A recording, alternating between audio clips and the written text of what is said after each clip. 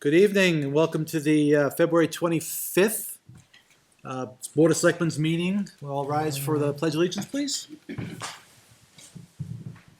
I pledge allegiance to the flag of the United States of America, and to the republic for which it stands, one nation, under God, indivisible, with liberty and justice for all.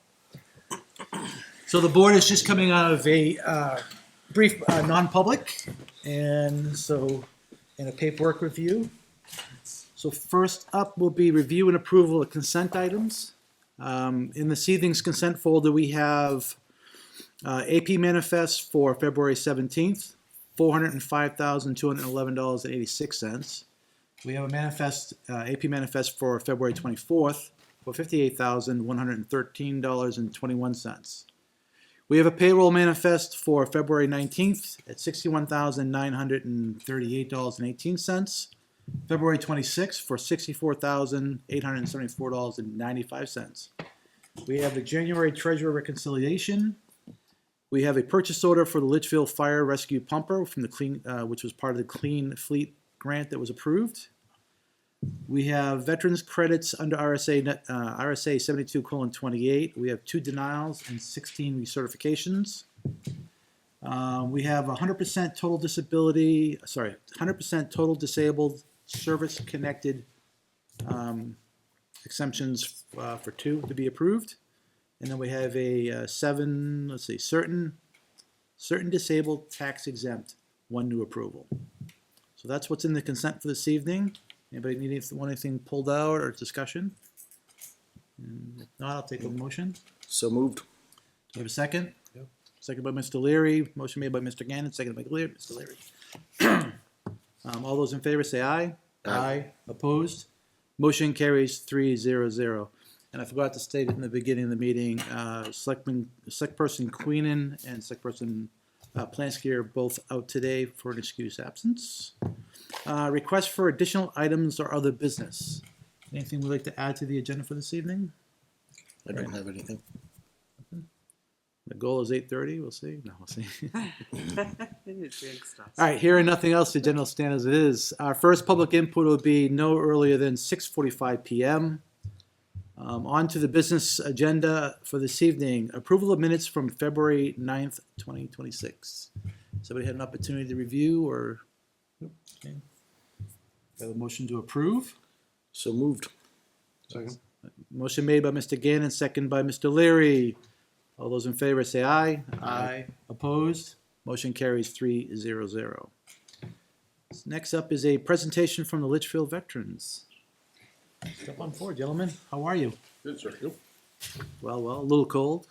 Really sick of the snow. I'll just stand here. Okay. All right, we'll make this quick. I'm Bobby Jacques, 18 Lockmill Drive. John Mendoza, Century Lane. Arnie Light, 8 Forest Lane. Welcome. So we're here tonight to make 2 presentations, if we could, real quickly. First is to you guys, our selectmen. When we came to you regarding finishing Veterans Park, we discussed the Warrior Pathway, which is the backside, which is lit up even with all this crazy weather. It's still lit up every night. We would pay tribute to all 6 major wars: World War I, World War II, Korea, Vietnam, Iraq, and Afghanistan, the war on terror. And our veterans tonight are going to present each one of you a special coin that we just really had done. And so and you're going to get when we play the golf, but you're going to get yours tonight, right? So we're going to have you go ahead and give these guys and Miss Klein. You can do 2, and you can do 2, and we can get the other ones to them. If you look at the coin, it's pretty unique. It's kind of substantial. It's 2 inches wide. Did you give him one? You got it, Bob? Okay. I don't get one. Okay. So all the golfers will get that on 20 May when they play in our 5th annual golf classic. But I just wanted to, because you do so many things for people. You all could have said no. I mean, when we went through this whole thing, and had it not been for you, we would have never been able to put this all together. So as we decided what we were going to do for the 5th annual, we decided we'd come up with a special coin, and we wanted you to have the first coins before we gave it to anybody else, because you are pretty special to us, so just to let you know that. Appreciate it. Thank you, we appreciate it very much. We appreciate everything you folks do. I love you. And have done. Okay, our second presentation, it was when we had the resource fair, which was held in January at Campbell High School, and we had, 27 different groups came to provide resources for our town residents. And I just watched the other day on TV on Manchester Police Department try to kind of did one, but not at the magnitude that we put together.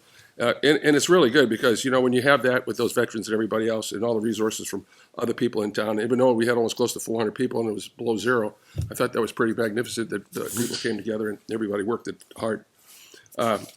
There's one person, I said at the end of this thing when Diane was doing the thing, I said, one person can make a difference, a team can make a miracle. Well, we have amongst us a person that we think has made a difference. And that's, this person is our town administrator.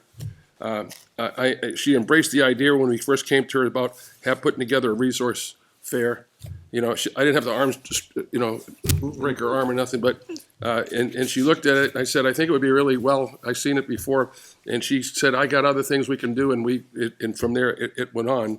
But all our citizens, I think that made a big difference, and we said, like, we're gonna have our second annual thing at the Fisher Cats, small town, big attitude. I think that's very representation of what we're all about.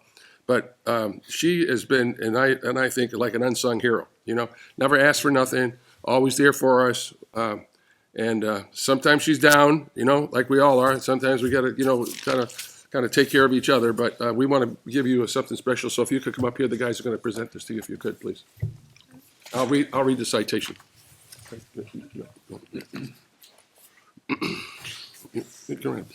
To the side, right to the, so they can see it too, right?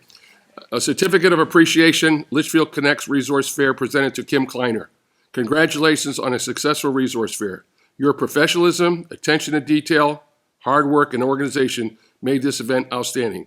Thank you for partnering with the Litchfield Veterans Group. And we had about 14 people sign it that we could put to put this certificate together. So we couldn't get no more signatures. We got to put them in the back. But we wanted to say thank you for what you do each and every day for not only for the veterans, but also for the town residents. I think it's important that we recognize you for, and I know you get paid and you go do the job, but you know what? You can just do the job, but you do it above and beyond, and we want to say thank you for what you do. Thank you.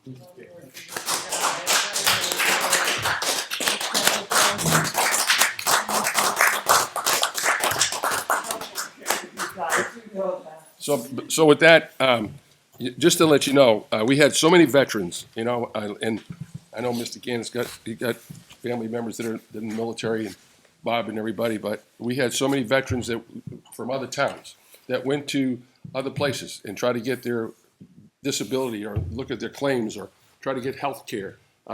And guys are 75 years old crying, saying, I never had people care about my wife and my family, even though I wasn't from here. I was from Amherst. I was from Hollis. I was from Nashua. What we did this last time is a benchmark, I think. So hopefully we can do this again. So NRPC put it out on their social media page. Donna was there and she was very impressed. And we've already had a couple other organizations that have reached out and asked us if they can be included next year. So Sounds like it's happening. It's going to happen. yeah. Well, I think it will happen. The only thing what someone said to us, they said, well, it's not bad for the first one. I said, well, how do you make it better? The only way to make it better is more people come, right? Warmer day. A warmer day. Earlier, maybe in the fall, maybe instead of. I don't know. Some people said I like it when it was because the warrant articles coming out, right? Yeah, that's With true. the warrant articles and stuff, it's bad time of the year, but Yeah, it You was just never know what the weather's going to be. That's the only That's challenge. what I'm saying. Yeah, but I just everybody jumped in there, and can't say enough about Kevin and his people and the superintendent and what he did, and we collaborated with all that. But I think it was just a great. I really felt like Great team. we're in the midst of like back on active duty. We're all kind of rolling in like you're going to put together a big event, and everybody was there, and nobody whined. No, you didn't hear no complaining about money or friggin' taxes or nothing. It was like, let's do it, Well, right? you didn't. Yeah. I had a couple. And they didn't come say to me, I said, hey, life is good, right? So, I sent them to you for the good news. thank you very much for everything you do. Thank you for everything you Thank guys you, gentlemen. do. Take care. Appreciate Have a you. good night. See you. All right, moving on. Next up is LCTV discussion. So I guess I don't know where to go with this. As I understand it, as I understand is that we had a resident reach out to the board, excluding myself. Yep. With some comments with regards to how the LCTV PEG operations was working. Yep. And again, the individual that sent the email, I've had several conversations and asked him for ideas, asked him to, if he had ideas, let's brainstorm, let's put it together.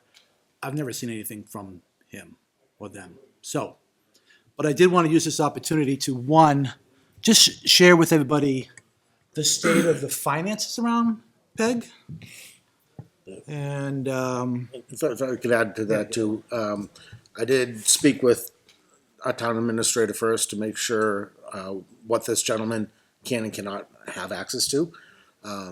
Kim guided me along that lines. I spoke with Karen, and Karen provided high-level financials. And then I asked him to, we're always open for, a challenge, do something different. I said, here's the information. If you could put something together, you're more than welcome to come join us one night and present to us what you think you could do for LCTV.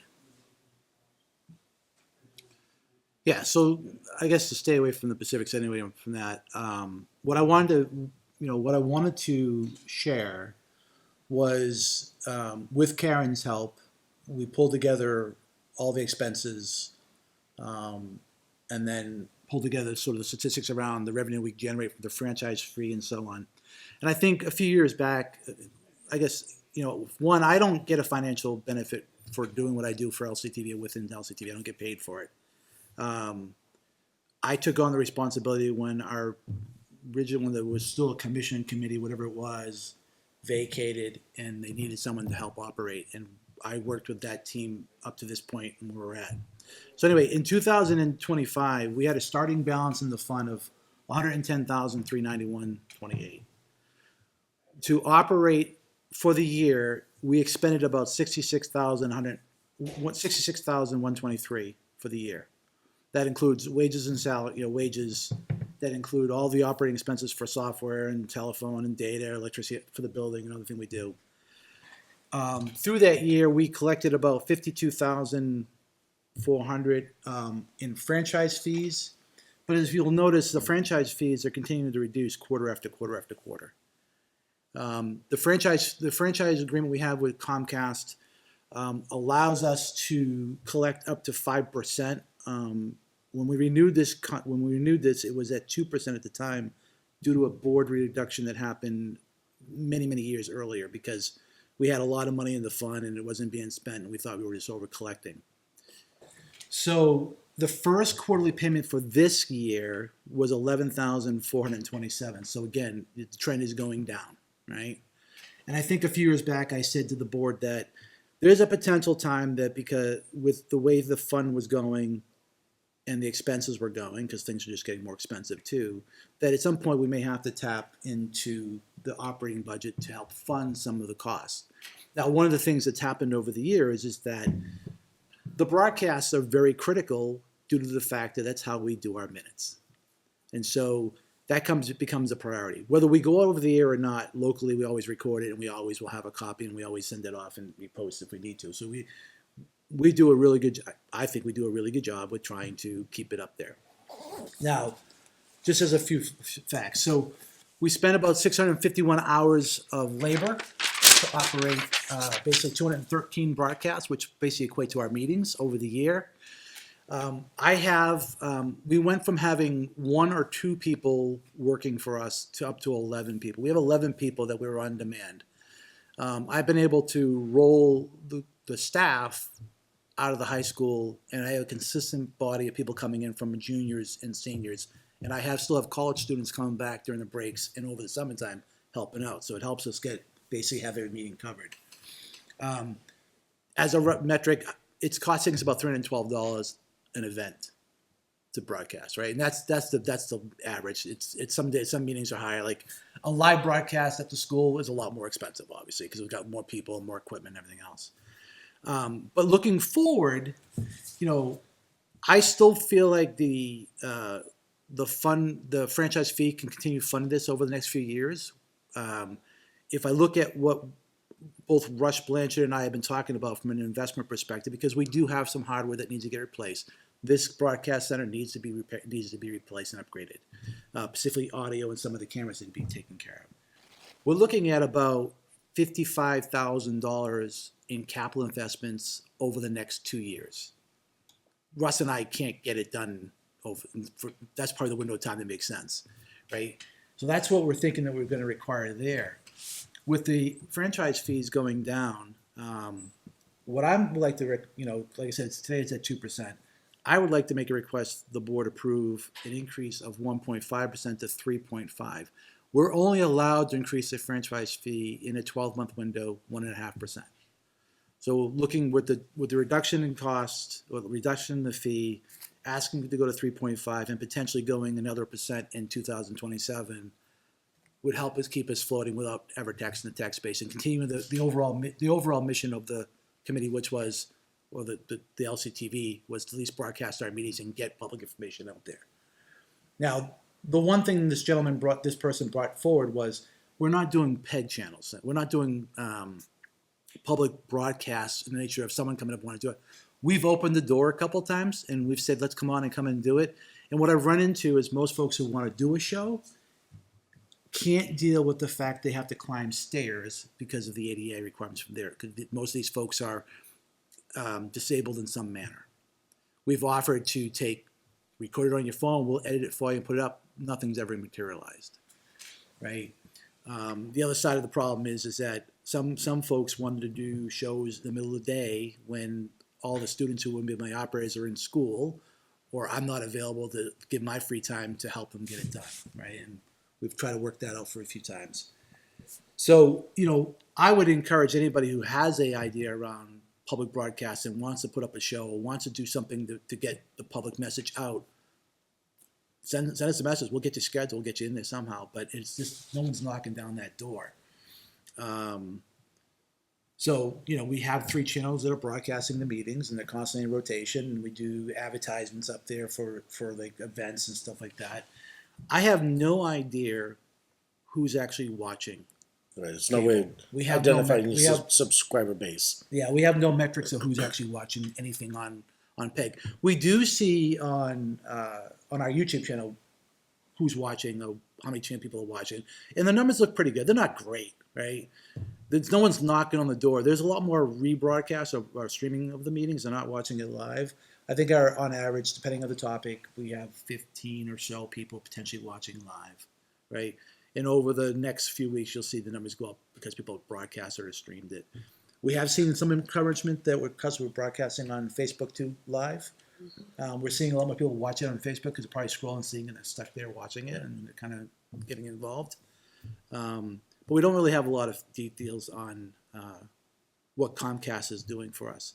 Now, Comcast is allowing us to get the public message out. Trust me, this is important for us to keep the funding. Otherwise, we wouldn't be able to do it. So, like I said, that's my take on it. I mean, like I said, I think if the board wants to try to keep the funding not touching the tax base, one option is to do that increase to 3.5 from 2. And then potentially we can review it again in beginning of 2027 and say, do we need another % or not, or the fees can start going back up? Who knows? I think that'll allow us to continue the current operation we have, even if we get public broadcast folks who want to put on a show. That still allows us. There's still plenty of funding to do that, and it allows us to fund the hardware replacements we need to do to keep the things that we have operational. Right. Just as a note, like when I talk about studio and remote, the cameras we use at the deliberative, those are probably about 15 years old, and they're beginning to fail. And those average cameras are about $5,000 a kit, right? And I need 4. So right there's 20, Okay. right? So, and again, there's other things we can do to enhance, but it's keeping the show, it's keeping the broadcast live and going is what we're trying to do. So, All right, so first thing I want to say is thank you, John, for providing that information. So currently, the town is not supplementing LCTV at all. This has all been, all right, that's good to know. That's a question I was always wondering.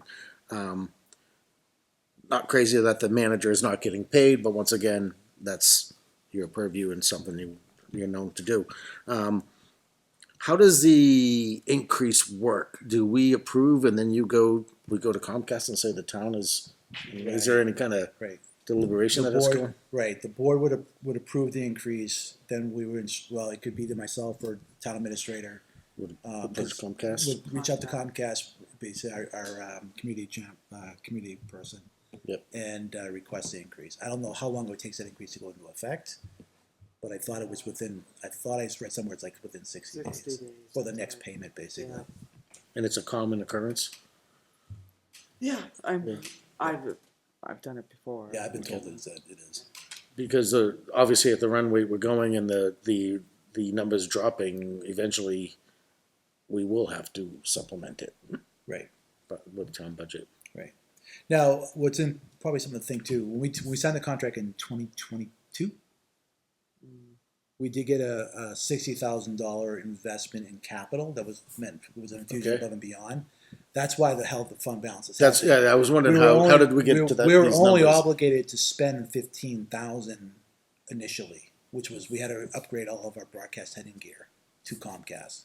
So we went from analog to basic digital, Okay. fiber, and we made some smaller investments during that time. But we haven't really spent the remaining. I think if you use that number as a number, I think we would have roughly 30,000 of that dollar that was related to capital.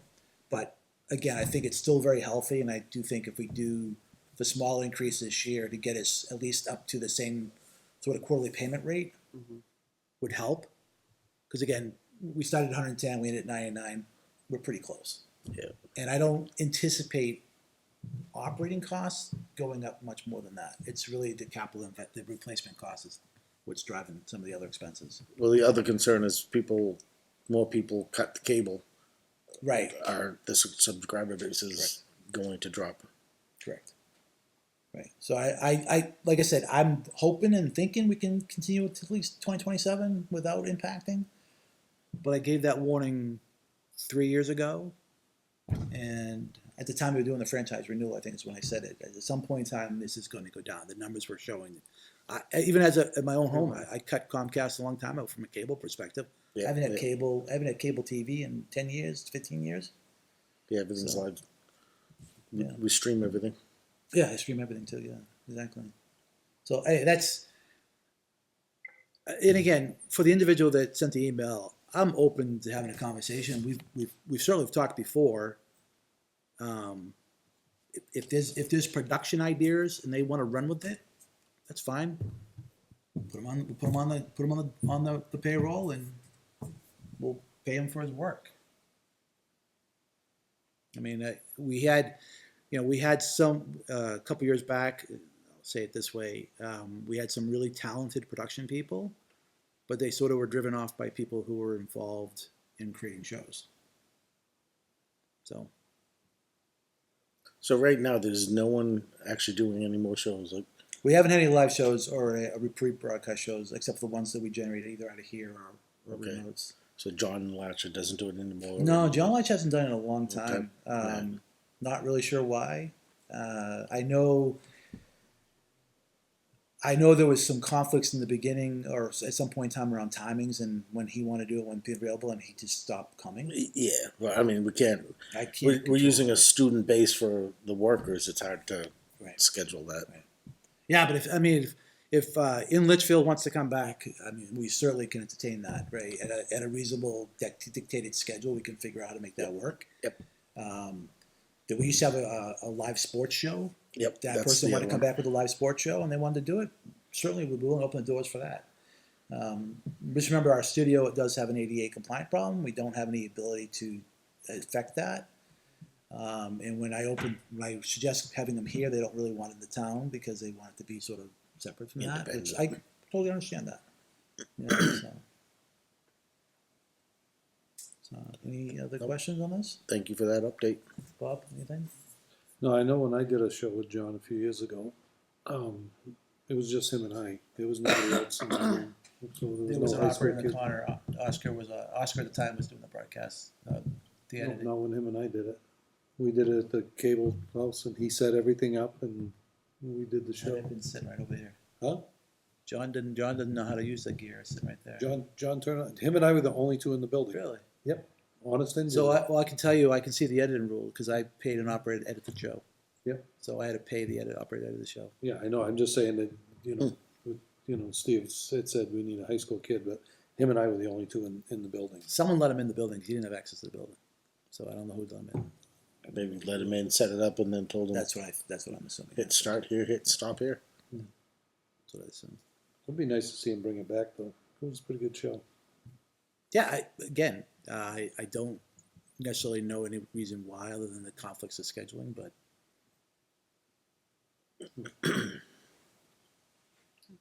Okay, all right.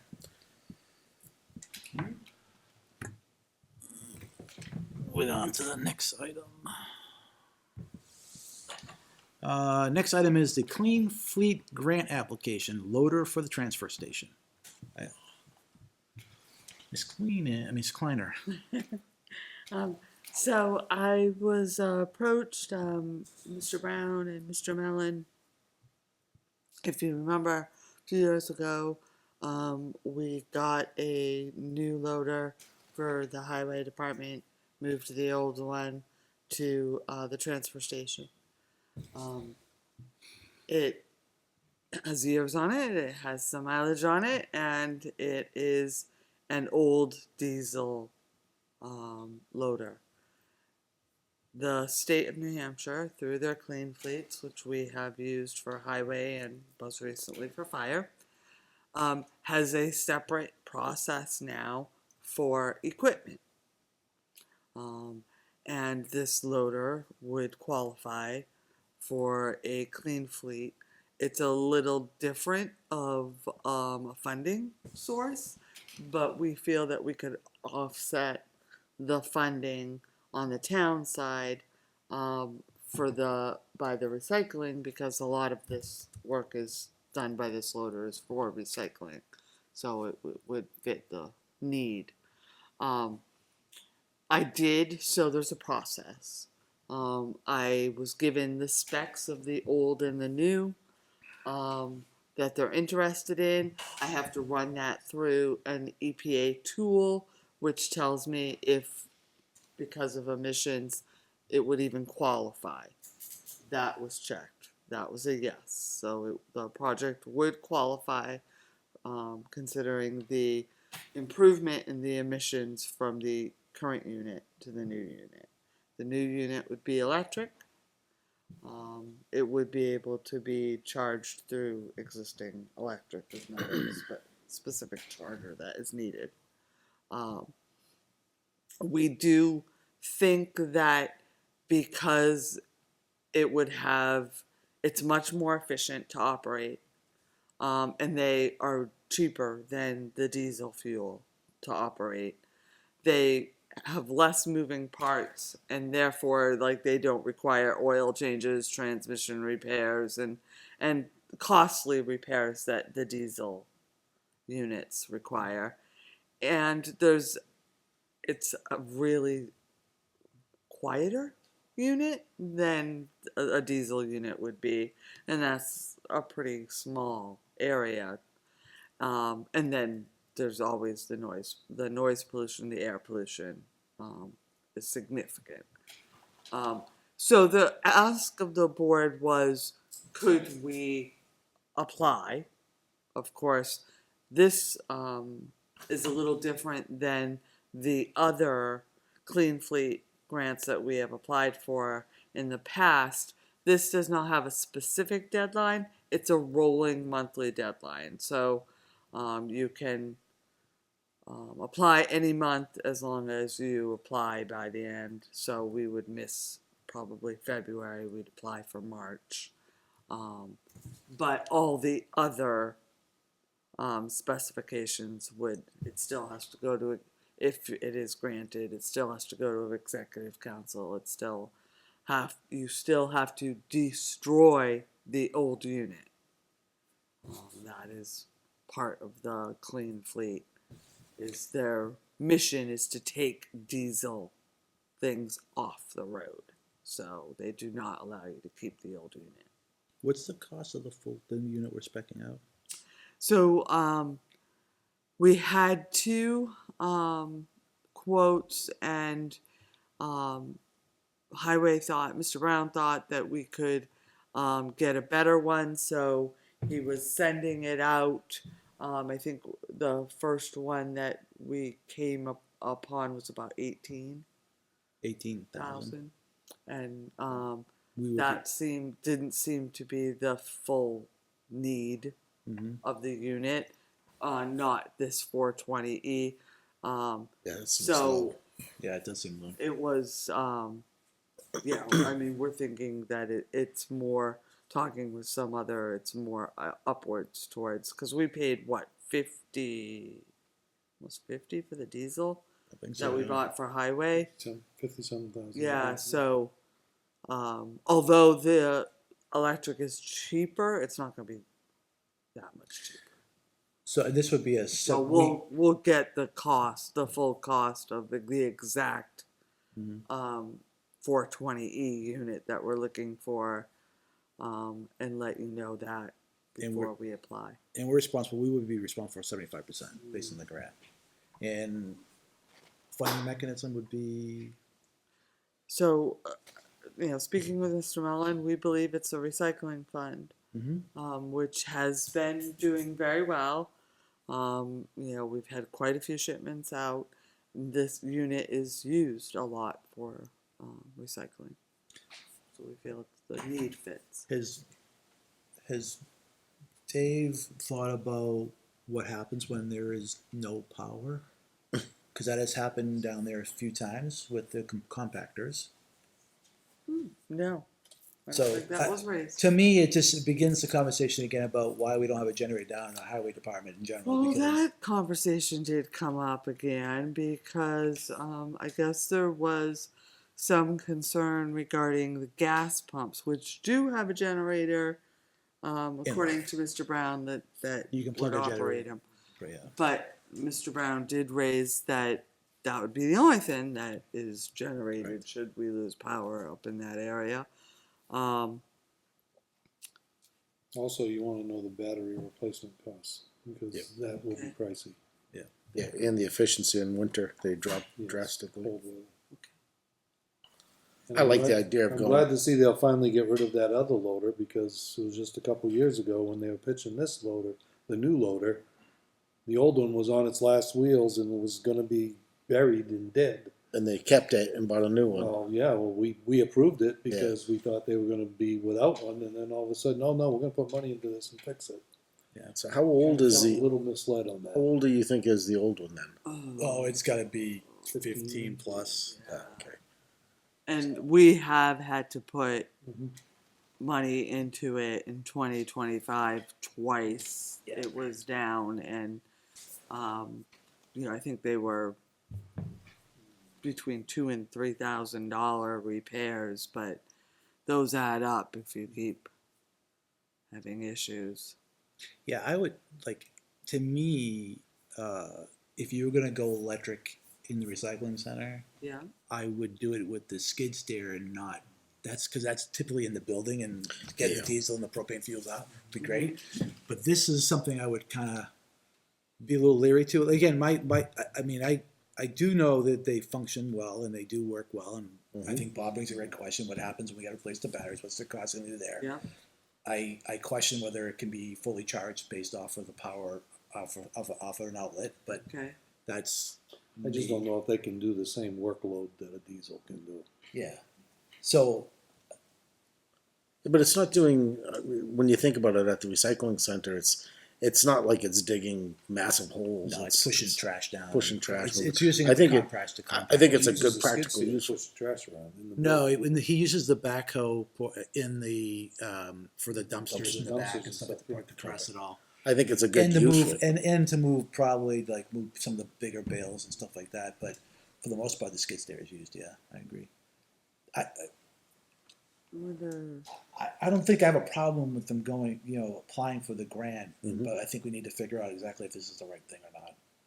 Okay. So I have battery replacement cost, efficiency in the winter, power source.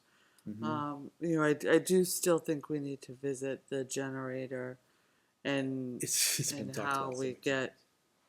a But even if he generator. loses power and it doesn't charge, it still has Kevin's diesel. Diesel. Oh, yeah. I mean, Still they have a is good, backup a plan, backup, yeah, I yeah. guess, yeah. The highway. Except yeah. if it's out in the And- snowstorm, somewhere doing something else. Yeah, but how often do we lose power for Don't- extended period be of time? careful now. I know. Oh, We haven't boy. had it as I know. But I mean, Tomorrow, because you said it. for an extended time. I mean, usually, we've had to go down there and backfeed the power to get the pumps working, get power into the garage and stuff like that. Because even the building's never been wired even for an external generator. It should be. We probably should figure out how to do that one way or the other. We had talked about putting a generator at the corner to service the whole area, a big, large one, but that's about $30,000 to do it. Never mind the electrical costs.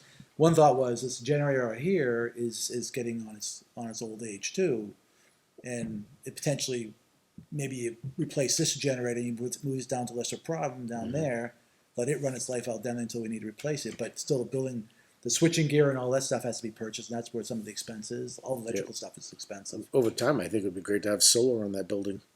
The highway? The recycling center. Oh, yeah. Oh. I think after the middle school, solar should. Bite my tongue.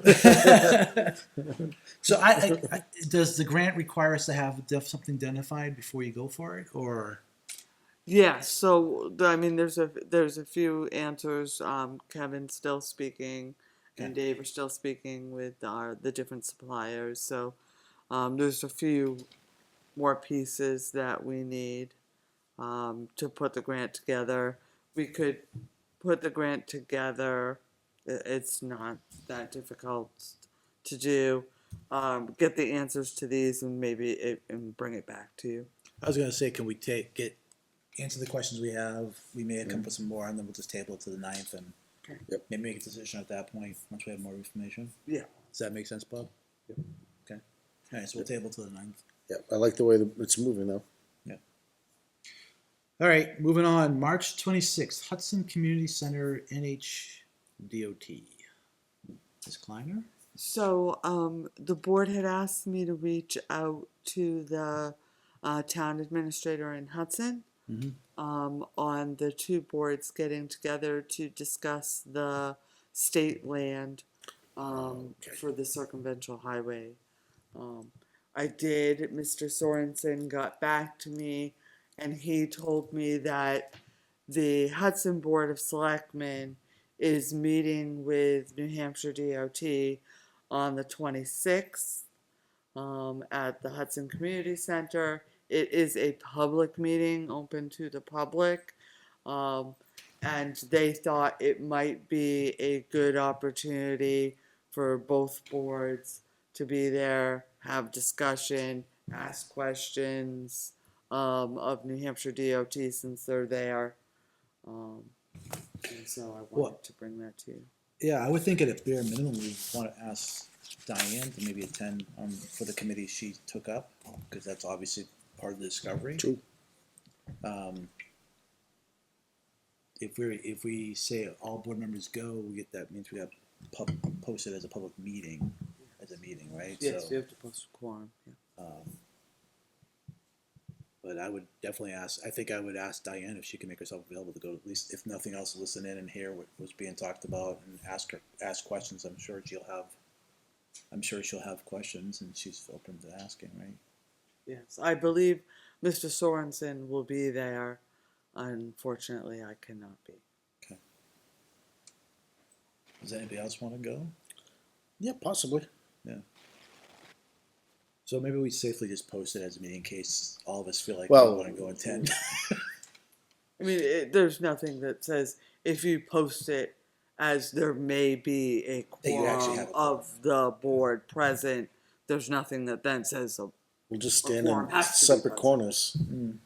but it's that always casual. safer just to say. I would definitely, I guess I would just post it in case. And it is a public meeting. Members of the public from Litchfield can certainly Yeah. attend. Except you see the whole Litchfield board sitting together in one corner. That's a meeting at that point. So, Okay. You know, conservation, planning. can you send the details to Diane just so she's aware of it? Absolutely. And I'll text her tomorrow. I'll give her a call tomorrow morning, let her know that we'd like her to attend. Someone else, other members may attend, and she wants a buddy. We can figure out who can go with her. Okay. And if she has any, I know she's looking for members too. So if she has prospective members, she can invite the members to go with her. Because they made time. It's at 7. 7 7 to 10. Yeah, 7 to 10. Sorry. Sounds like we have an old public member who would like to go. Doesn't say what time it is on the agenda.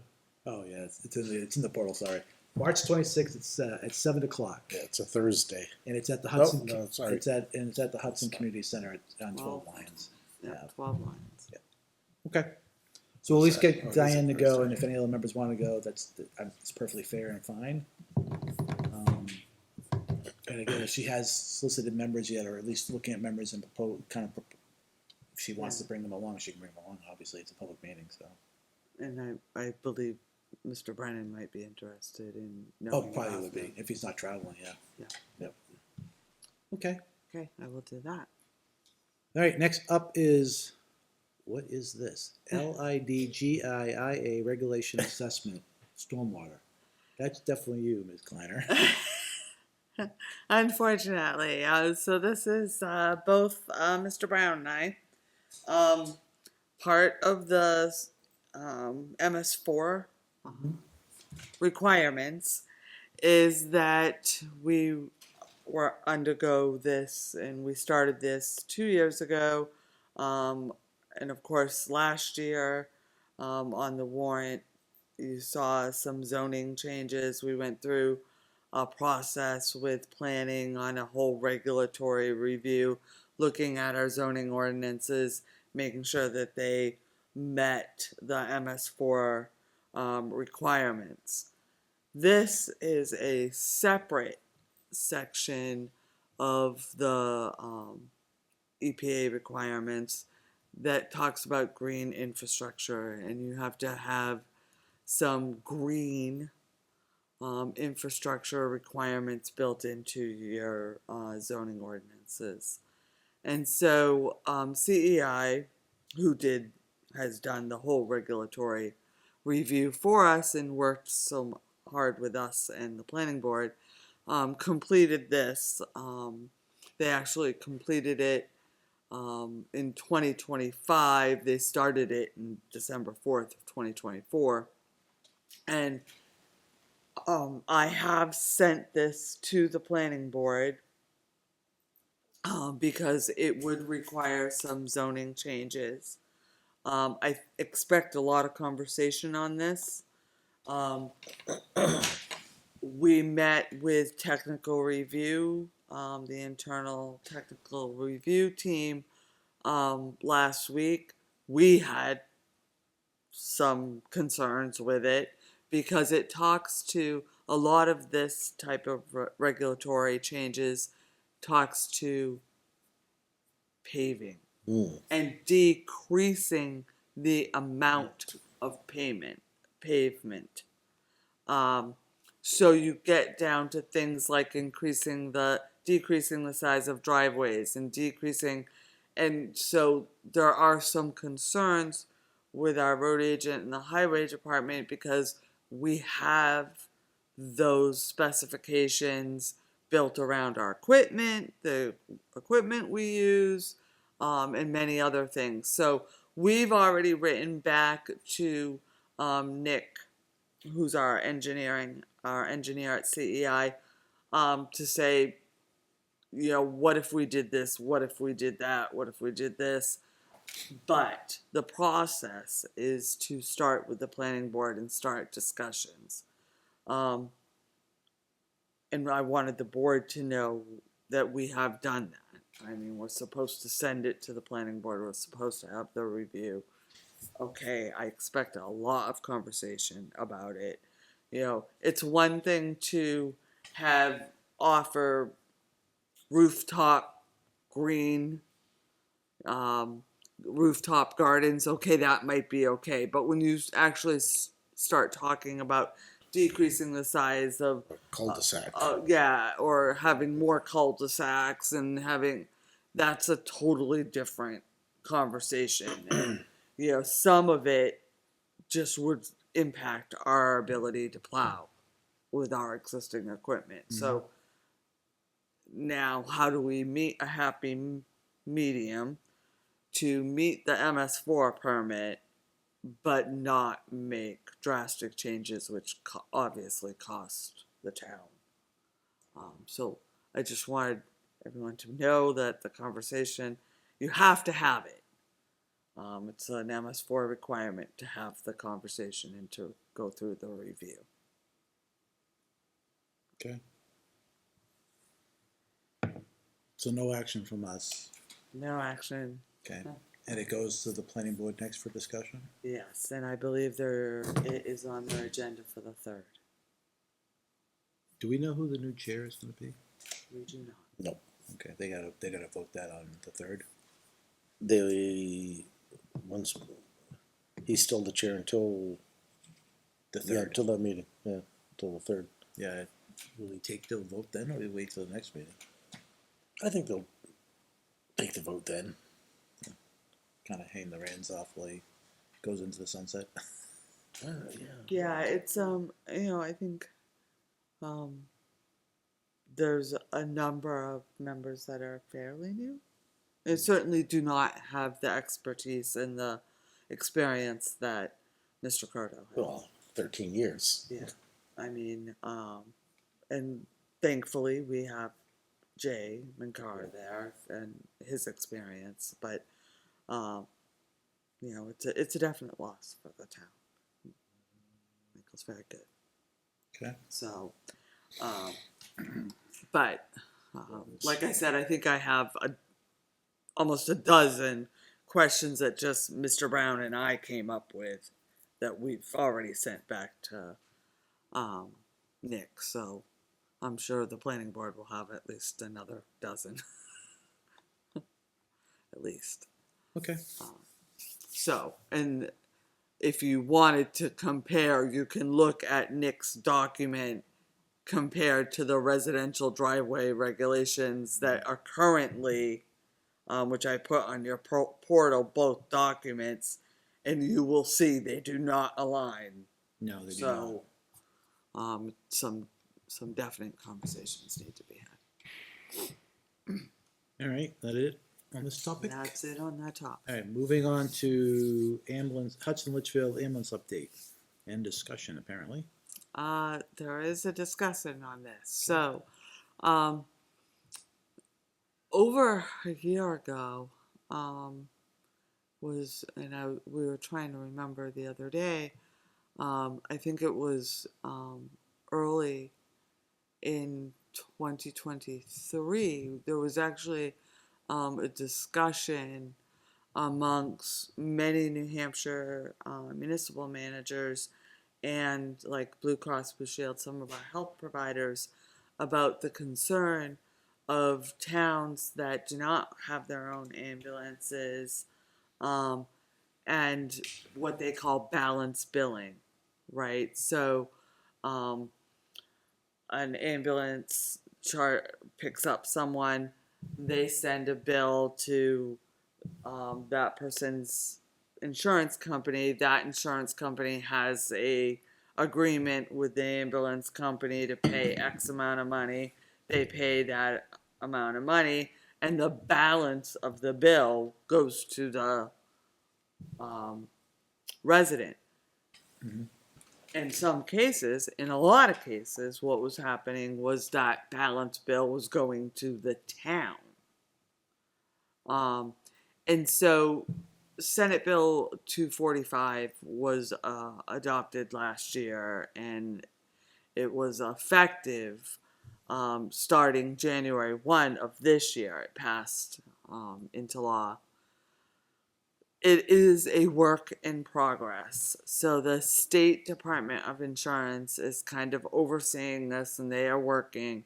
But the short of it is ambulance providers, the town that has the contract with the provider. So in our case, Hudson, the town of Hudson, with Comstar, has to negotiate contracts with all of the insurance providers.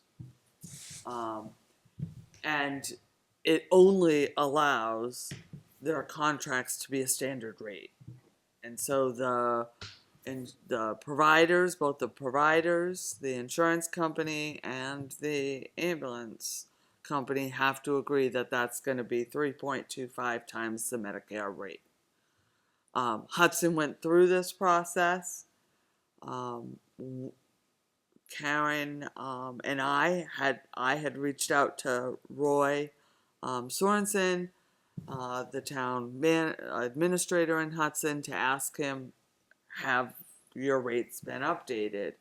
And he connected me with the chief, and our chief, Chief Nickel, Chief Tice, Karen and I met. And so you'll see they have negotiated new rates with all of the insurance providers. So what does this mean for us? This means the town of Litchfield cannot be balance billed any longer. That's the good news. The rates for Hudson had not been updated in so long that the new rate that they're allowed is actually higher than what they were currently charging. So residents may see a little rise in the rates, but their insurance company have agreed to contract to pay those rates. So,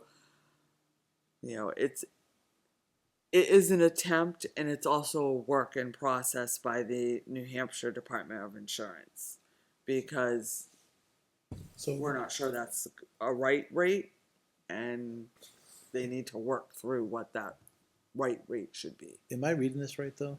Mm-hmm. So the current rate for basic level service was $610 before for Hudson, and now it's a $15.27. Yeah, so the current rate for the base BLS emergency was $610. That's right, the one that I marked before January 9th. Yeah. So these rates were adopted January 9th by Hudson. The new rate is the 325% of the Medicare fee schedule. So you can see the difference there. You can also see the difference in the Medicare rate, right? Because the Medicare rate is so much lower. Yeah, it's $470, right? So. Right. So that's causes some difficulty, because when they are charging Medicare, or when they're transporting someone who's on Medicare, there is a huge difference in the amount of recovery that they can bill, which makes it very difficult to operate the ambulance service, right? So that's what they're trying to work through. And of course, you'll hear a lot now in the legislature about Medicare and rates within the. So it's 610 up till January 9th, 2026. Yeah. It jumped up to 1,527, but Medicare will only pay out 470. Wow. Yeah. So we're going to start $900. seeing some bigger withdrawals in our revolving fund. No. Actually, we should see less unless the person doesn't have insurance. Now, the good thing about our contract is if the person doesn't have insurance and we get the bill because the person can't be located, we only pay the Medicare rate. So, The town okay. only, that's in our contract. okay. So we would pay the 470. So is the new insurance companies aligned with this substantial increase? Apparently. I mean, yeah. It like I said, I would it's a think work in they'd be process like, because no, they're we're going to really- pay the Medicare amount. Yeah, they're really trying to negotiate these contracts, and they're still these rates aren't set in stone. The New Hampshire Department of Insurance. You can actually go on to the state New Hampshire Department of Insurance website, and you can see all the towns and all of their contracts now. They've put them into a depository so people can read them. It's a challenge, and what that means is it's more of a challenge for a town to operate an ambulance service than it ever was before, because there's the cost of actually running the service, and you can see what the difference. ALS emergency base rate jumped up $1,100. It's the cost of ambulances. It's the cost of the staffing. It's the, it is expensive to run a service. That it is. So, we expect a lot more conversation on this, but Hudson has adopted the rates, and their contracts with the insurance providers are on the New Hampshire site if you're interested in looking at them. But it should be a good thing for us because they can't balance bill us anymore. And we did have a significant amount of costs that the town incurred for balance billing. So it's good news in some Okay. aspects. Guess we'll see how it goes. So, anything else on the topic? Nope. All right, well, I just realized looking up at the count, up at the clock, Oh, it's 7:37 and I have not opened for public input. So I'll open the floor for public input at 7:37. If there's anybody who'd like to step forward, please state your name and your address, please. You know, I wasn't even gonna talk tonight. Now you are. Sorry about that. Steve Perry, 5 Lidston Lane. Question when it comes to the loader. Yes. You gotta ask the battery cost. When you say what the cost of battery is, you gotta see what the cost to get rid of that battery is. Yeah. Because when I looked at the specs on the sheet, it's 1,036 pounds. Yeah. And Quick it's Google all search. lithium. Quick Google search says $100 to $10,000, Yeah. depending on if you have a contract to get rid of it. Exactly. Okay. So So replacement and disposal costs. Yeah, I just went through a replacement of a car and it was the disposal was included with the replacement. So I hope it will be the same thing, but it's a commercial vehicle too. You have no idea. well, I mean, the average car is 12 to 20,000 Exactly. just to replace the battery on it. So I'm going to assume the battery on this would be a lot more. Yeah, I'm not personally in favor of it, but. And I think, we have the contract on, and batteries is one of the things. I'm not sure that this would equate to that, but I know that they have said, Mr. Mellon has said in the past, or it's expensive to get rid of batteries. And then I'll point out the one other thing that isn't going to go over well. What's that? If this was a loader that was used 2 years ago by the highway department and then turned down to the recycling department, they used to share one. Correct. So now pushing that one down, 2 years later, you're now feeling like you're on the hook to replace it because it was no good 2 years ago. Yeah, But the fact that you maintain the asset, you feel the need to replace it. I understand how busy they are down there, but that's a huge cost that That wasn't the intended purpose from our understanding. Correct. somehow this happens a lot. Yes. So Maintaining assets and then having to replace them later on. I believe that might have been raised by a selector or two. Yeah, when was it replaced? When did the second go? It was more than 2 years ago. 23? 4 years ago? No, Oh, three, I was here. I was on the here? board. Oh, you I were was It was here. probably my first year. Okay. Was it your first year then? Feels like time goes Yeah, by. so that would be 3 years. 3 years, yeah. Yeah. Again, I know that there's a need, but I would caution you on how much money this is gonna cost, because Agreed. it's a new liability that really shouldn't even be there. Yeah, it's kind of like the old fire truck that is now a plow truck that needs to be replaced. That wasn't the intended cost. That wasn't the intention. So, that's all. Thank you, Steve. Yeah. It's the red F-150. pickup truck that Kevin drives around all the time. Oh, yeah. That was the old an old forestry You truck. didn't state your name. and They address. justified getting rid of it. You did. Yeah, I did. You did. As soon as I sat down. I didn't do that. I kind of announced it as he was walking in. Before we move on to the next I'll close public. Seeing no more public, I will close public input at 7:40. Before we do move on, I was neglected to actually make a motion regarding the LCTV discussion.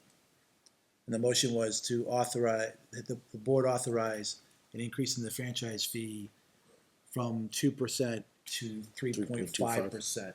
3.5. So, do I have a second? Let's second that. Okay. Any discussion? All those in favor say aye. Aye.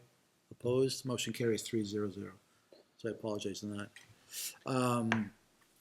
So Kim, if you can, Contact Mr. Christian. yeah, that'll help. All right. Next up is the contact person notification program from New Hampshire State Police. Ms. Kleiner. So a little odd, this came through my office. I was contacted and asked if we would push the information to our residents. This is a new program that the state police are working on. It is totally voluntary. You can fill out an application on behalf of you, or if you're a parent for your minor, or if you're a legal guardian of someone with a disability on their behalf. It is to allow state police more information if they should encounter someone on how to reach someone who may be responsible for their well-being. And so you can voluntarily provide the information. I did kind of pass it over. I think if the board was okay with just putting out the information, I would just pass it to the Litchfield Police Department and have them do it. I think it's better suited over there than it is certainly on the town side of the building. But I wanted to make sure that there was no concern with the board on Litchfield PD doing it before I bring them into the mix. I actually thought they were already doing it, to be honest with you. Yeah, no, not to our knowledge, and it was odd that it came through the municipal managers this time. This one did as well as the next one, and I spoke to the chief. I'm not sure. I think the reason this might have come through my office is it came through the EOC and the emergency management side of things versus the police side of things. So I think that's why it might have ended up on my desk versus his. Okay. Do you need a It's motion all or just voluntary. a? I mean, as long as the board has no issues with it, I support it. I would let Chief Jones figure out how How to best implement to it. do it. Yeah. Yeah, I mean, And so you need a motion from the board. yeah, just that the board has no issues with us or the Litchfield Police Department putting it out as they see fit. All right.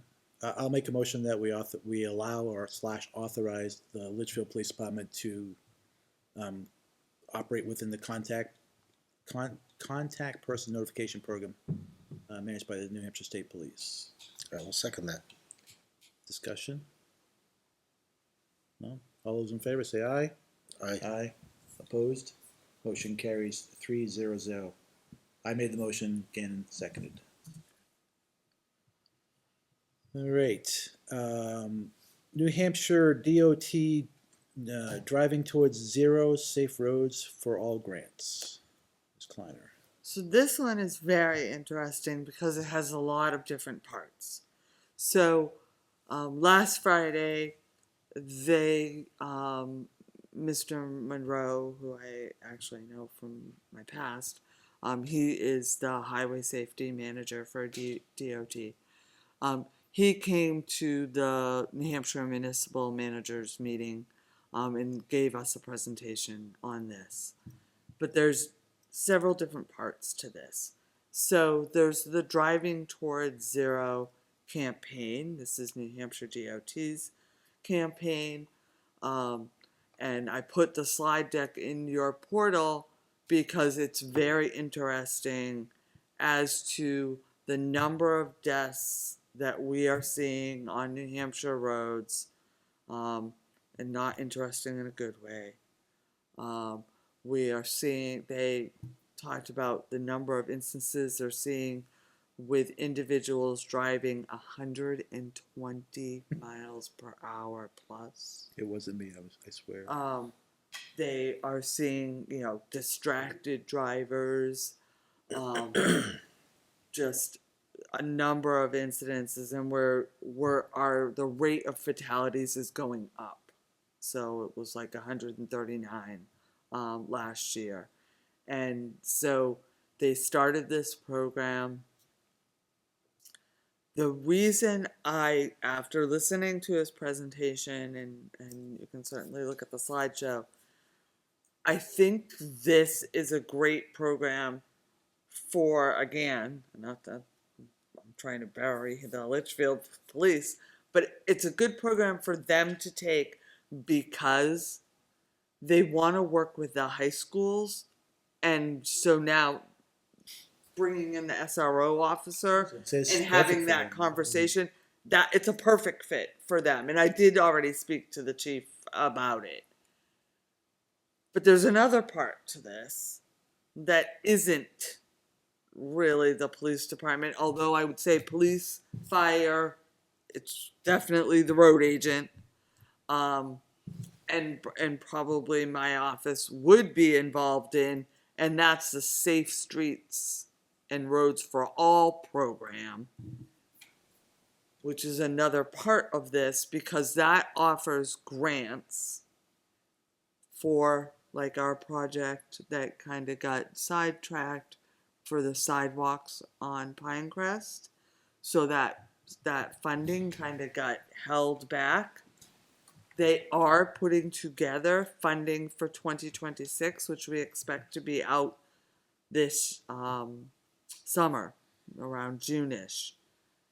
In order to qualify to move that project forward,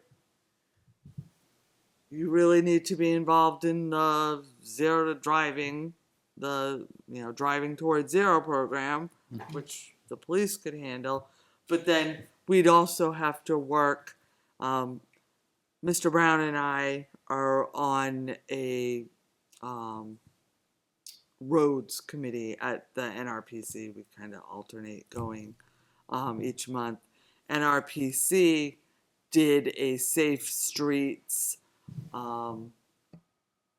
safety plan that group worked on, and that was finalized in 2025. That's another requirement.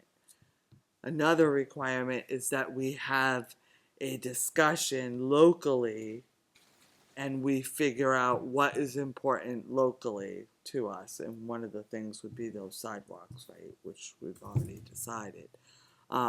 So it's a multifaceted approach to things, but I think having the police department start, and Mr. Mark Monroe is a wonderful person to work with. They are having problems getting into high schools, which kind of surprises me. Yeah. But they have really neat programs set up where they will like go into the gym and they have little carts and they put on vision glasses on kids and they make them, drive like distracted. They make them.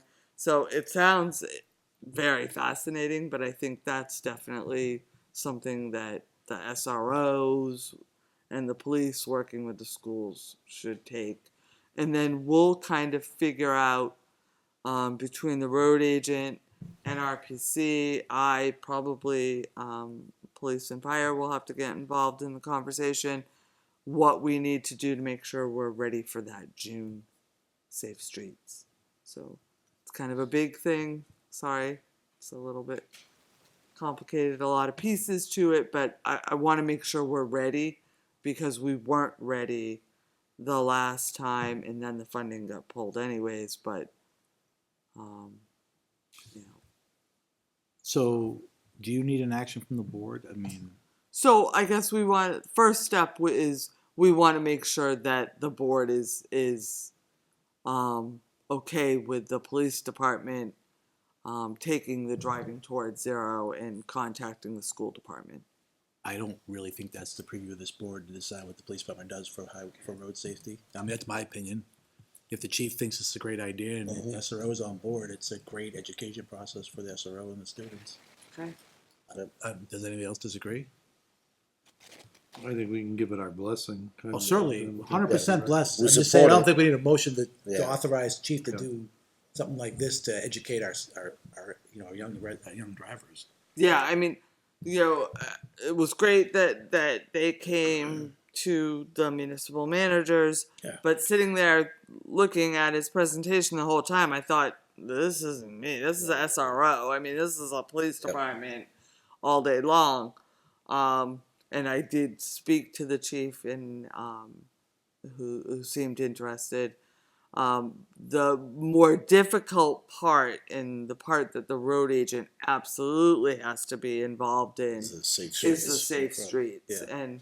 And so we want to get together with the NRPC and work towards making sure that we are ready. And I do believe that Pinecrest sidewalks will, because of the length of time since the initial work on it, Needs to be updated. I think it needs to be updated and there may be engineering costs. So we want to make sure. But it's funny, one of the things that they were talking about because they're all kind of connected, the driving towards zero is they want to see less stoplights and they want to see more four-way stops. And I thought, that's interesting. Because, It was against the grain. we've definitely had our share of residents complain about people not stopping. Not that I'm saying stoplights make that better or not. I'm not an expert in that area. But then the other thing is they're pushing the use of roundabouts. Yes. That's becoming They a new want thing. roundabouts everywhere, and I'm thinking, It's more efficient. More efficient and slows people down. Yeah. Unless they go right through the middle. So yeah. I will I'll make a motion that we extend our approval for the police department to pursue the New Hampshire Driving Towards Zero program with our students in the SRO, if that's how he chooses to implement. And additionally, I would authorize that we authorize our town administrator and our road agent to work in the Safe Streets and Roads for All grant program to complete the work for a biddable project at some point, sir. Second that. So motion made by myself, second by Mr. Gannon. Discussion? No? All those in favor say aye. Aye. Opposed, motion carries 3-0-0. So there's one thing in here that's disturbing. The leading cause of deaths for 16 to 19-year-olds is motor vehicle crashes. Yes. And 53% of those teenagers killed in crashes weren't wearing seatbelts. Well, that's a problem. That's. Yeah. I don't know how you change that. I mean, I don't know how you get away without wearing a seatbelt. I have a young adult that does it all the time, and I'm constantly yelling at him. Really? constantly yelling at them. That's And you know what they do? They don't want, they don't get it past the ding. They just put the belt behind and plug it Yeah, there and or then they sit buy back the like little- that. Or the little switch. Yeah, It's crazy. I mean, if you're riding in a town vehicle, you are required to have your seatbelt on. That's a prime Yeah. fact. Right, but it's not, you can't, you don't, once they leave this parking lot, you can't really enforce it. At our place, you're required to wear your seatbelt on property as well, even if you're going around back. Yeah, but I mean, it's when he was talking about the number of people that are, and I know we had an issue on Route 3, state police and the Nashua and Manchester police were doing stings because they had people that were going all the way from Manchester to the state line as fast as they could. They were clocking people well over 120. I don't know what the fascination is with speed. I do. I'm a grandma driver myself, so I'm well aware what's the fastest most speed. Get there faster. But anyway. yeah. All right, moving on to the next item. Memorial Day holiday, Monday, May 25th is the BOS meeting rescheduled. I just wanted to put that out there that I didn't forget. You have a meeting scheduled for Memorial Day. I'm thinking you're not going to have it, Well, we but you need, might want to wait until the new board is seated to figure out if, when, and yeah, I mean, how you need we to have we it. need to post a meeting that day because all of us are at the parade and stuff like that anyway. I mean, if we wanted to schedule it, I mean, Wednesday's open. I would looks like, so the 27th would be the next obvious day to do it. But we can And defer. we can wait till the first meeting in May and That's what I do. realize I just wanted Yeah. you to know I didn't. Okay. We'll defer it to the next meeting, and the next board can decide. Well, the meeting after the election. Okay. We'll defer it to then. All right, I'm opening up the floor for second public input at 7:56. You sure you don't want to say anything else? All right, close the floor for public input at 7:57. Town administrator report, Ms. Kleiner. So the Litchfield voter guide is on the 2026 meeting page, on the website. So if they wanted to get a sneak look, thank you very much to the school district who came over on Tuesday and helped us assemble them. They are ready, and we will drop them off at the post office tomorrow.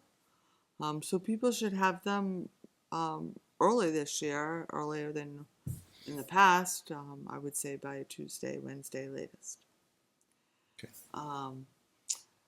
The other thing is, so there is an RSA on the annual report. We have all the pieces. We're putting together the annual report now. We hope to have it online on Monday.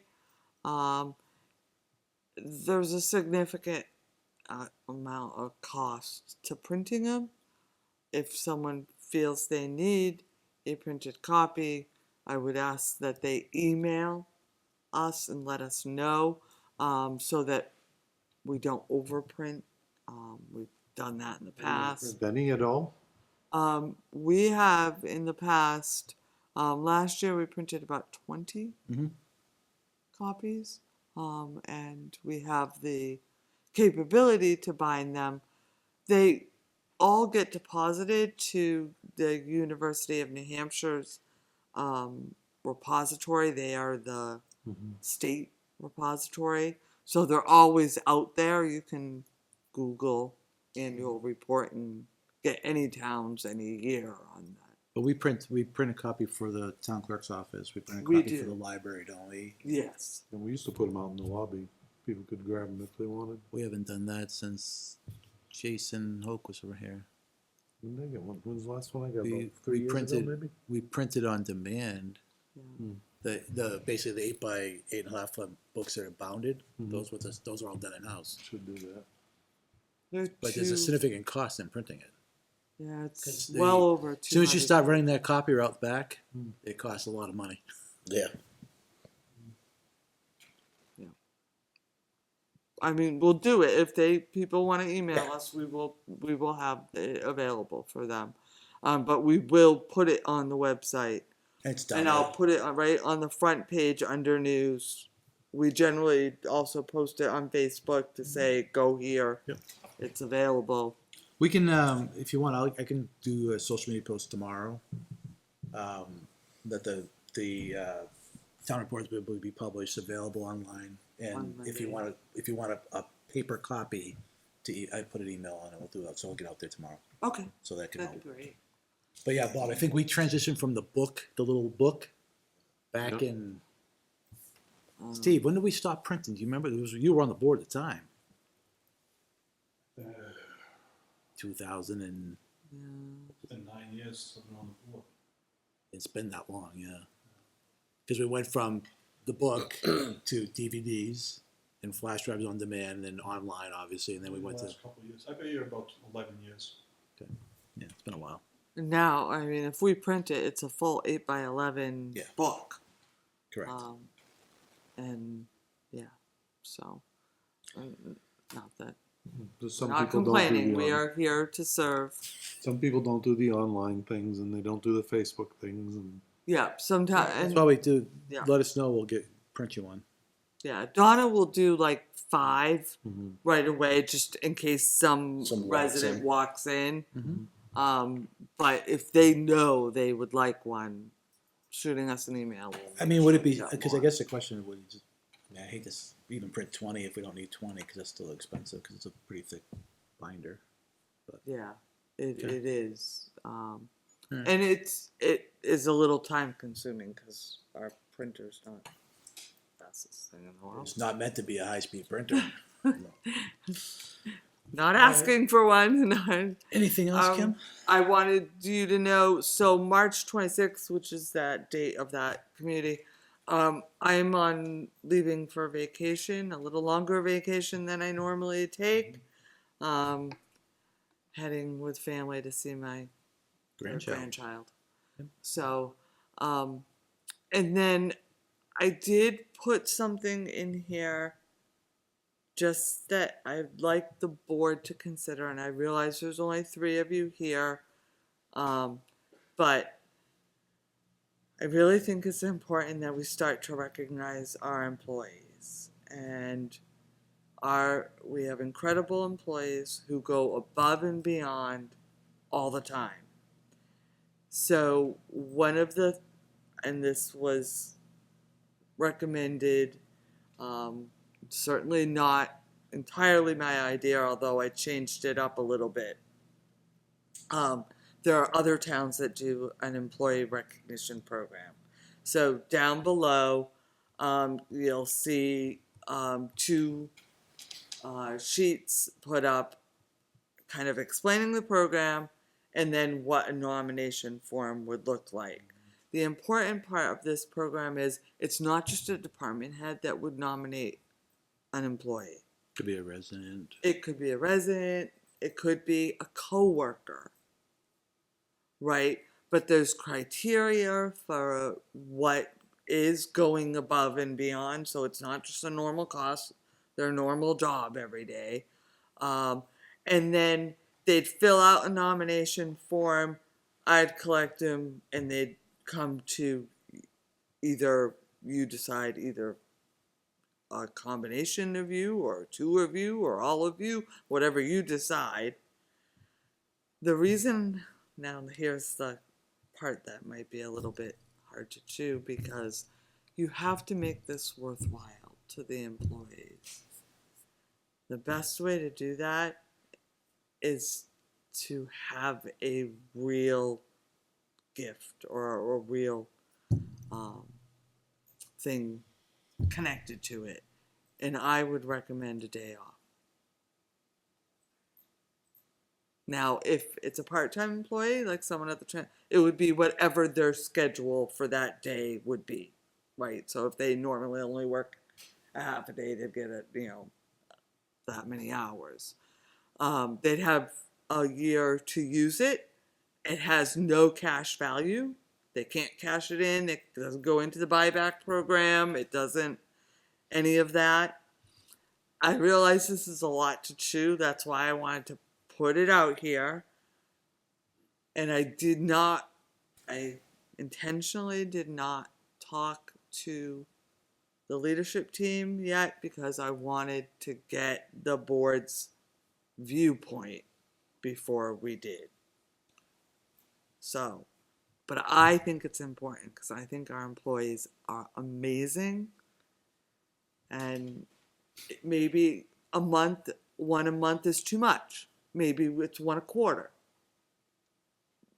Whatever, I just wanted to get the board thinking about it. How many employees do we actually have? So it's Less than 50. yeah, and it depends on.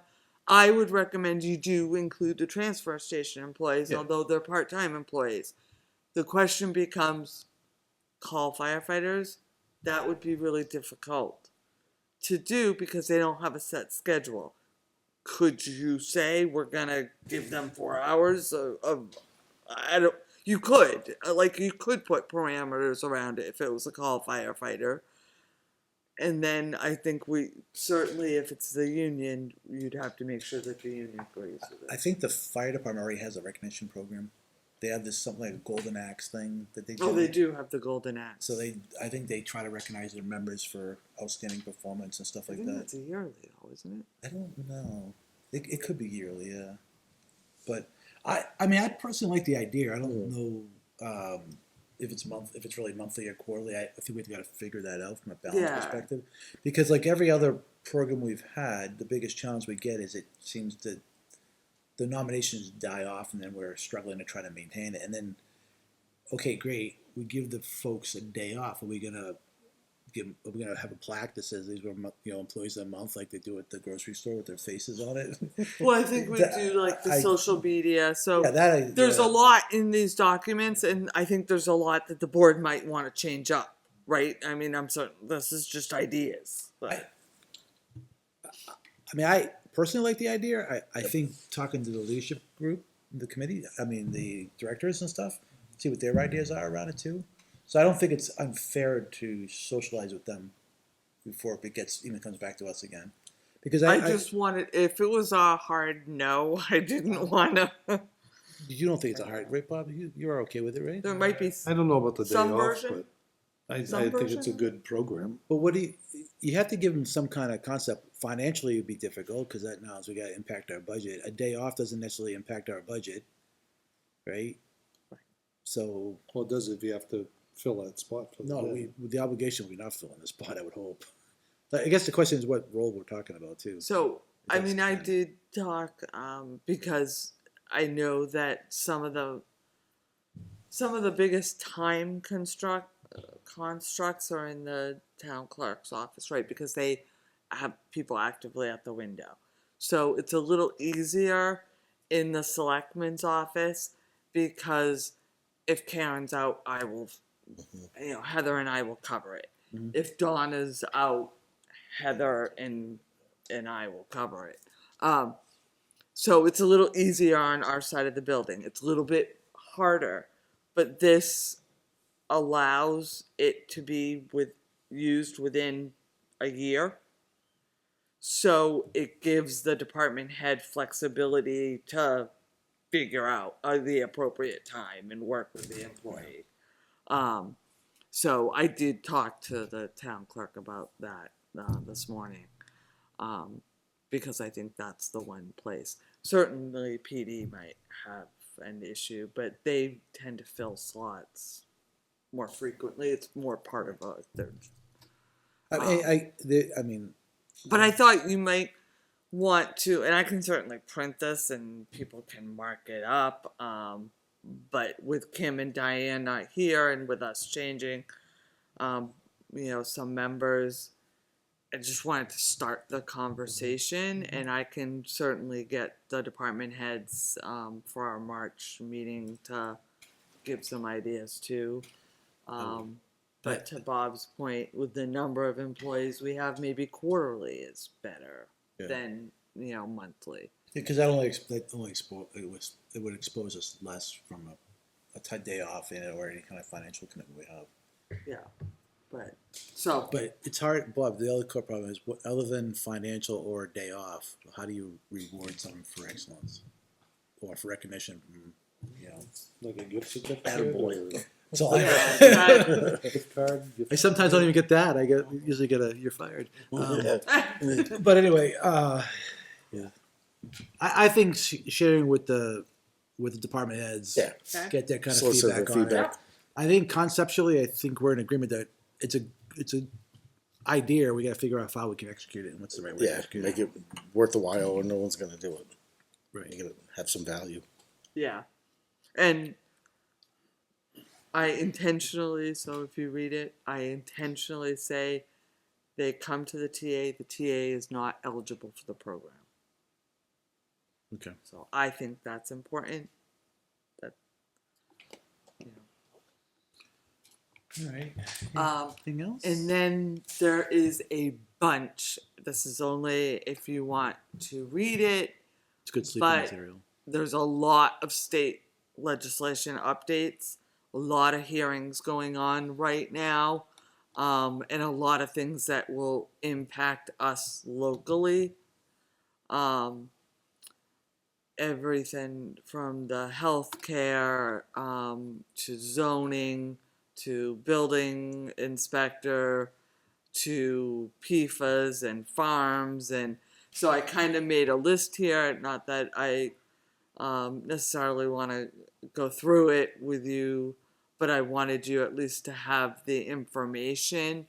One of the ones I am particularly concerned about is the 1581. And so we need to watch that because this one mandates that anytime someone's assessment changes, other than a reval, we have to notify them within 14 days. We don't do that now? So if they have a building permit and our building inspector goes out and does a inspection and then we notify the assessors, it flags it for an inspection. They'll go out, they'll reassess. We don't send out letters to people.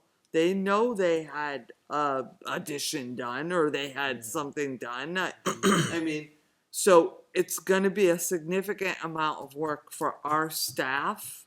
And that is part of the conversation that was raised at the legislature, that at least they were concerned that it might be a lot for small towns to do, depending on how many changes they have.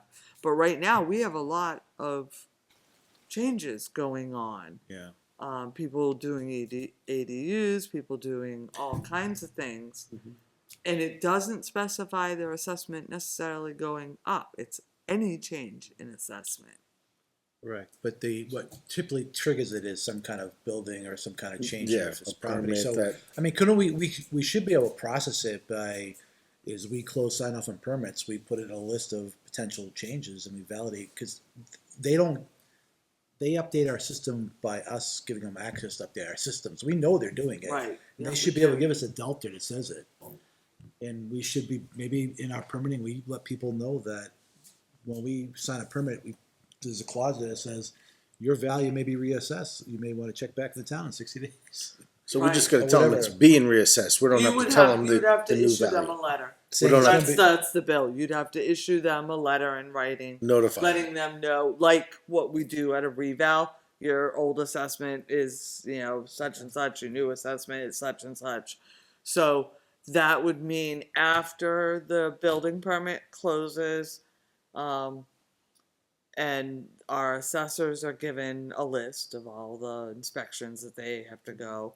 After they do that, how many do we have? I don't know. You could have 50, 60. So when do we know Because that- it's done like twice a year, right? That they go out. It says 14 days of the change being recorded. When is it? Who records it? Is it The assessors. Okay, because my concern would be, we trigger it and they take 3 weeks, but it's when the assessors are finished. Yeah. Because they go out and do their assessment, and at that point when they make their adjustment, that's when they record it. Right. So that, like you said, it could be 6 months after the permit was closed. I would think that the assessor would automatically send off the notification to the homeowner saying that. Well, No, this it's law, never been a requirement. Right. I Yeah. mean, but who does this fall on? We have an assessor we hire. If this is now a law change, they probably need to do it. it's not I in would our, say they need to do it's it. not They're in the our ones doing it. contract, and Yeah, that would be what an is the cost? interesting But conversation. the other side of it too is does it have to be a letter? I mean, when someone comes on, we have them in the building system, we have their email, we have a contractor or homeowner account. Can we just send a nice email from the town saying you're being reassessed?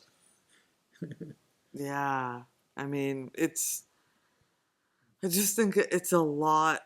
People know. They should know. If you're putting an addition on your house, Right. so let me tell you, probably your assessment's Well, going up. Right. I should, mean, should know, but not knowing what it's going to go up is probably the challenge, right? Because I you think never that you might never be- anticipate what it is. right, but if you're getting a CO, Hmm.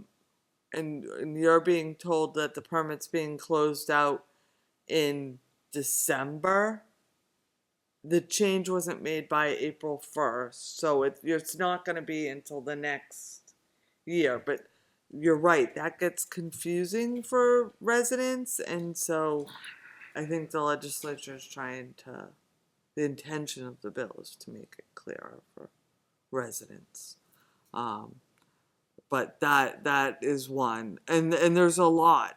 There's a change to welfare Yeah, I was that just reading would that have too. to be adopted by the board, but it puts a cap on local welfare, and the board could do it if they decided to.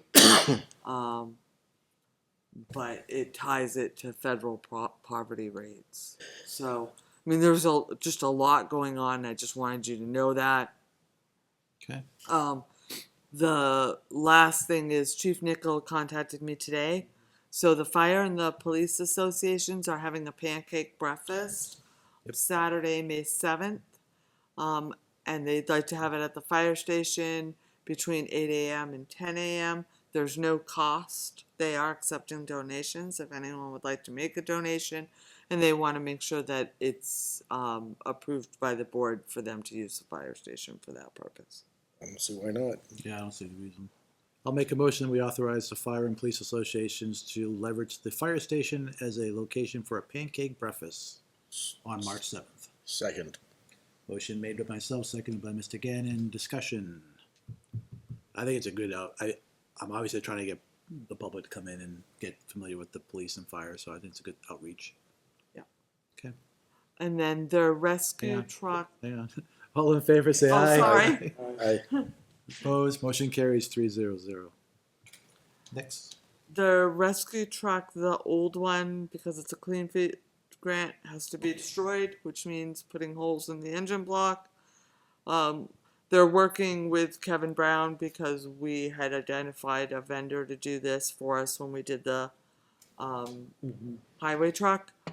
So they're setting up a time to bring it to Massachusetts to that vendor within the next couple weeks. A requirement of the grant is we notify DES because they have the right to be there when we put the holes. They put the holes through. So we are working on that, and hopefully by the end of March, we will have a new rescue truck. Yep. That's all. Cool. Moving on to Selectmen reports and comments. Mr. Leary. Rec met last night, 14-minute meeting. Field approvals, things like that, and just kind of chatting about the fishing derby, which turned out really well. other than no fish being caught. But Fish aren't stupid, they go south. Were they frozen? Yeah, they were just all in someplace else on the pond. there's 100 kids jumping around the ice with music going. They're nowhere near those holes. Oh, that's true. The thumping was going, what's this going on up there? It's funny. Is that it, Bob? That's it, it was quick. Painless. Didn't have a meeting last month with planning. Next one is the 3rd. Cool. All right, I did go to the fish derby for a little bit in the morning, and yeah, I mean, it looked like it was gonna be a great event, great day. It turned out nice even after the snowstorm. And thank you again to the highway department for clearing the parking lots. Conservation and Recreation much appreciated it. There has been no budget meetings. There's been no other full meetings I'm a part of at this point, but I would like to share, I did have an opportunity to go down to Arbor Circle and meet with that community with the school and fire department. Basically, I just took the deliberative presentation, used that as sort of the rounds, and just answered a lot of questions and explained some of the, the more critical warrants that were out there. It was attended by about 11 or 12 people, so good turnout. The school, we have two other communities, I think it's Old Stage and Gilcrest, I believe, scheduled for the first week in March. That will be attended by myself, the fire department, police department, and school. So we're getting the outreach. There is an idea to keep this going, even outside of the reason why we're doing it right now. And I think it's a good idea if we can do it quarterly, if we can do it. It's been hard to contact those communities. Kudos to Andrew Cutter, who made contact with most of them, and we've got dates scheduled. So that's it. That's what I've been involved in. Nothing else there. So we don't have another non-public. And our next meeting will be March 9th at 6:30. And also a nice reminder, we'll have one more opportunity. March 10th is the voting for the town voting on March 10th at CHS from 7 to 7 p.m. We'll remind you again on March 9th. And at this point, I would entertain a motion to adjourn. So if there's moved. no other business. So moved. Seconded. All those in favor say aye. Aye. Opposed? We are officially adjourned. Everybody have a great evening, and thank you for watching and viewing and attending.